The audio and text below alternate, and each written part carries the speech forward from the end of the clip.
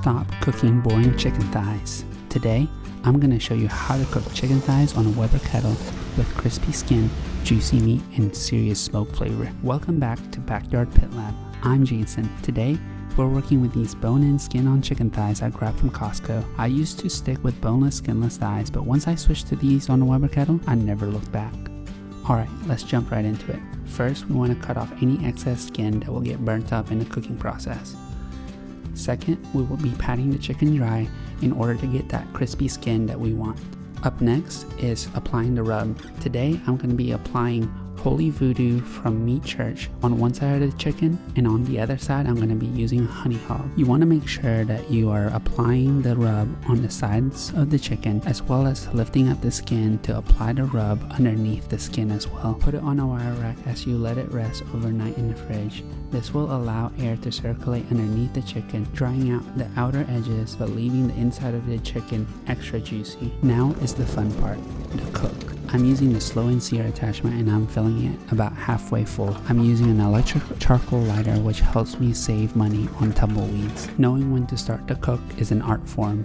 You gotta make sure that you're not having any thick white smoke when you put the meat inside. That will give you a dirty smoke flavor that you do not want on any of your foods. As you wait for the charcoal to light up, go ahead and take out your chicken. You want it to look extra dry on the outside.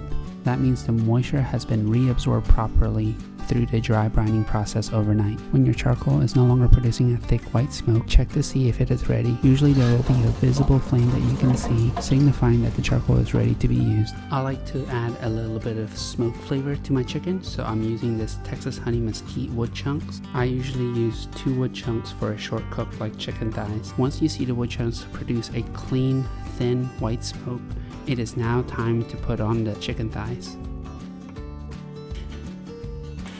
It's good practice to clean off the grates prior to putting on the meat that you're cooking. I like to put the smallest cut of meat in the middle to protect it from the heat. You want to put your biggest cuts around the edges as the heat radiates and bounces off the edges. Lastly, the edges closest to the heat source, which in my case, here on the edge of the Slow N Sear, is going to receive a lot of heat as well. You want the vents to be over the chicken, and I'm going to keep it wide open for now. It's usually around 250 degrees is when I would close it halfway. I like to have 2 temperature probes, so one over here close to the fire and then one over here away from the fire, so I can kind of monitor the ambient temperature of the kettle in 2 different places. As you can see, the fire is pretty well lit at this point. It is time to smoke. I'm pretty confident that the Weber kettle's temperature is going to rise up pretty quickly, so I'm going to go ahead and knock it down halfway. This dot is wide open. This dot is pretty much closed, so I like to have it halfway between this dot and this dot. So around right there. Around 20 minutes into the cook, I close the vents about 1/4 of the way open on the top and 1/4 of the way open on the bottom. To avoid burning, I turn the chicken 180 degrees away from the heat halfway through the cook. Let's have a moment of silence to hear how crispy this chicken is. You want to do a quick sear prior to putting on the glaze. This will ensure that the skin is extra crispy. The last part of the cook is applying the glaze. You can use any barbecue sauce of your liking. Once you have applied the glaze, it's time to put the lid back on. Make sure that you open the vents all the way open. 5 minutes on each side should be sufficient to set the glaze.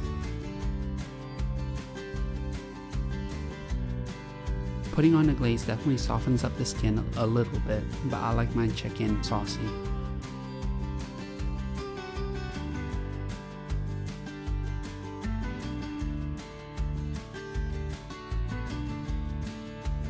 Alright, moment of truth. Let's go ahead and take out the temperature probe. No longer need those. Can't tell me that's some delicious chicken thighs. Look at this. Oh my gosh. Alright, time for the taste test. Where do you even bite? Oh my gosh. I enjoyed the bite so much I forgot to tell you guys how good it was. If you enjoyed this content and find it to be helpful, please like the video and subscribe to my channel for more videos like this. I'm Jason, and I'll see you in the next one.